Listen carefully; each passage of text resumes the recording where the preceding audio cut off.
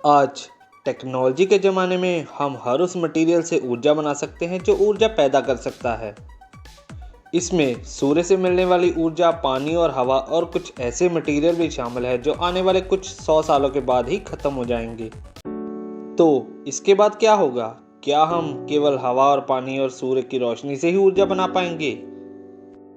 क्या हम एक ऐसा मेगा स्ट्रक्चर नहीं बना सकते जिससे हम अपने पूरे सूर्य की ऊर्जा का ही इस्तेमाल कर पाएं? क्या हम डायसन स्फीयर जैसा स्ट्रक्चर बना सकते हैं जिससे हम अपनी ऊर्जा की संबंधित ज़रूरतों को पूरा कर सकें? तो इसके लिए हमें कितने सारे मटेरियल की ज़रूरत पड़ेगी? क्या यह स्ट्रक्चर सूर्य की ग्रेविटी की वजह से इसमें समा तो नहीं जाएगा? और इससे हम कितनी ऊर्जा पैदा कर सकते हैं और यह ऊर्जा हम हमारी पृथ्वी तक कैसे मिलाएंगे? तो आइए हम इन सवालों के जवाब ढूंढते हैं। अगर आप इस चैनल पर नए हैं तो आप इस चैनल को सब्सक्राइब कर लीजिए और हमें सपोर्ट कीजिए, वीडियो को लाइक कीजिए, शेयर कीजिए और बेल आइकन की घंटी दबाना मत भूलिएगा। पहले तो हमें यह जान लेना चाहिए कि यह डायसन स्फीयर होता क्या है। ये एक ऐसा मेगा स्ट्रक्चर होता है जो सूर्य के इर्द गिर्द सूर्य की ऊर्जा का इस्तेमाल करने के लिए बनाया जाता है। इस कॉन्सेप्ट की थ्योरी पहली बार हमें फ्रीमैन डायसन से पता चली। उनके अनुसार अगर हम टाइप 1 सिविलाइजेशन बन जाते हैं तो जो हम आने वाले 200 या 300 सालों तक बन ही जाएंगे, तब हम इसको बनाने में सक्षम होंगे। लेकिन वो पहले ऐसे साइंटिस्ट नहीं है जिन्होंने ये थ्योरी दी।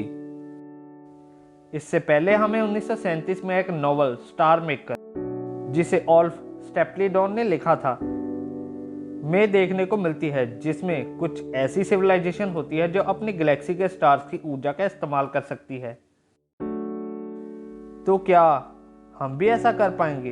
तो हाँ, यह हो सकता है। पहले तो हमें हमारे सूर्य के चारों तरफ कुछ ऐसे ऑब्जेक्ट बनाकर लगाने पड़ेंगे जो आजकल इस्तेमाल किए जाने वाले सोलर पैनल से बहुत ज़्यादा एडवांस हो। क्योंकि आज हम जो सोलर पैनल सूर्य की ऊर्जा का इस्तेमाल करने के लिए इस्तेमाल करते हैं, वो कुछ % ही ऊर्जा सूर्य की रोशनी से बना पाते हैं। तो इसका हम वहाँ पर इस्तेमाल नहीं कर पाएंगे। तो हाँ, हमें इससे भी ज़्यादा एडवांस मटेरियल की ज़रूरत पड़ेगी, जिससे कि हम इस मटेरियल का इस्तेमाल करके सूर्य के इर्द गिर्द बहुत ही बड़ा मेगा स्ट्रक्चर बना सके। इसके लिए हमें सूर्य के इर्द गिर्द मिरर की तरह ऑब्जेक्ट लगाने पड़ेंगे। यह कुछ ऐसा ही होगा जैसे मधुमक्खी का छत्ता होता है। यह कुछ इस तरह का ही दिखेगा। लेकिन जो स्ट्रक्चर हम हमारे सूर्य के इर्द गिर्द बनाएंगे, वो हमें काफी बड़ा बनाना पड़ेगा। अगर ये ज्यादा छोटा होगा तो हमारे सूर्य की ग्रेविटी इसे अपनी ओर खींच लेगी, जो इसे पूरी तरह नष्ट कर देगी। यह ढांचा हमें काफी बड़ा बनाना पड़ेगा। इससे पहले कुछ मटेरियल हमें धरती से और इसके बाद हमें इसका मटेरियल बनाने के लिए हमें मरकरी प्लैनेट पर अपने प्लांट्स लगाने पड़ेंगे।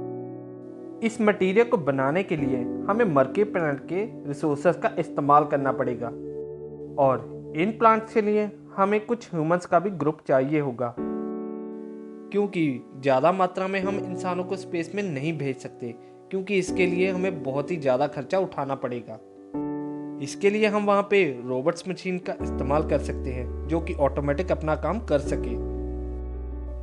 ये प्लांट अपने आप ही ऑटोमेटिक वर्क करेंगे, जिनको कि रोबोट्स चलाएंगे, और उन रोबोट्स के रिपेयर के लिए हम इंसानों को वहाँ पे भेजेंगे।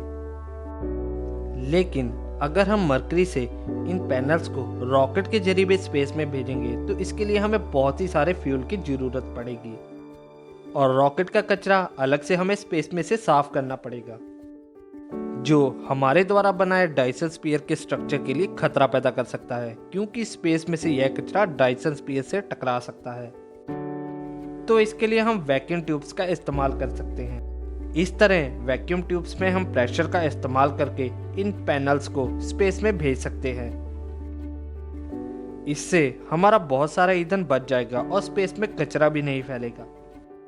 तो इसके साथ ही हमें यह समस्या आती है कि यह स्ट्रक्चर स्टेबल रहेगा कि नहीं, क्योंकि स्पेस में कई ऐसी उल्का पिंड है जो स्पेस में घूमती रहती है, जो इनसे टकरा सकती है और इसे नष्ट कर सकती है। तो इसके लिए हमें एक ऐसा स्ट्रक्चर बनाना पड़ेगा जिससे अगर कोई एस्ट्रॉयड टकरा भी जाए तो उससे इस डायसन स्फीयर को उतना ही नुकसान हो जहां पे ये गिरा है। तो इसके बाद एक और बड़ा सवाल हमारे सामने आता है कि हम इससे कितनी ज़्यादा ऊर्जा पैदा कर सकते हैं। तो मैं आपको बता दूं कि इससे हम 1 सेकंड में कई सालों के लिए ऊर्जा इकट्ठी कर सकते हैं। लेकिन इससे भी बड़ा सवाल यह पैदा होता है कि हम इस ढांचे से धरती पर ऊर्जा भेजेंगे कैसे, क्योंकि आज तक हमने ऐसी कोई भी टेक्नोलॉजी नहीं बना पाई है जिससे कि हम वायरलेस बिजली को इतनी दूर तक ट्रांसफ़र कर पाएँ।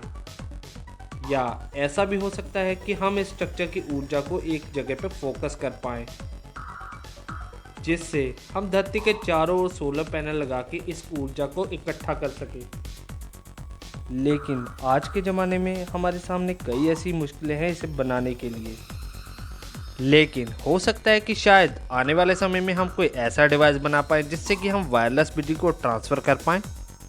लेकिन इसके लिए आपको हमारे अगले एपिसोड का इंतज़ार करना होगा। अगर आप इस चैनल पर नए हो या आपने इस चैनल को सब्सक्राइब नहीं किया तो प्लीज़ आप इस चैनल को सब्सक्राइब कर लीजिए और हमें सपोर्ट कीजिए। और इस वीडियो को लाइक और शेयर जरूर कीजिएगा और बेल आइकन की घंटी दबाना मत भूलिएगा ताकि आपको आने वाली वीडियो का नोटिफिकेशन मिलता रहे।